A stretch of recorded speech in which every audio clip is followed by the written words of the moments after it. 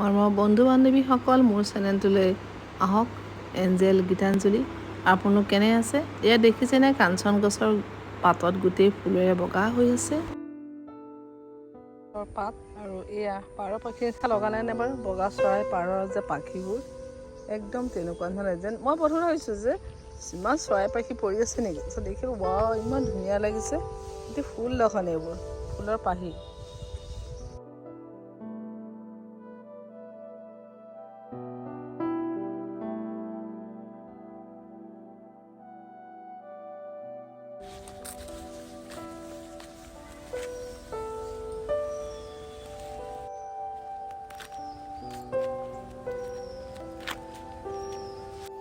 পাৰৰ পাখিৰ দৰে একদম ইমান ধুনীয়া পাৰৰ পাখিৰ নিচিনা। কাঞ্চন গছৰ ফুল বুলি কয় নেকি, কাঞ্চন গছৰ ফুল। এইটোতো ছিজন এতিয়া চলি আছে, মানে নৱেম্বৰ মাহত ফুলে নিশ্চয়। কিন্তু এইটো বান্দৰ পৰা গৈ আছে, ভয় লাগিছে আজি মোৰ ঘূৰিবলৈ, মানে ঘূৰিবলৈ ভয় লাগিছে আৰু তাত বহি মেলি। বন্ধু বান্ধৱীসকল, আজিলৈ আহোঁ। Okay bye bye bye Tata.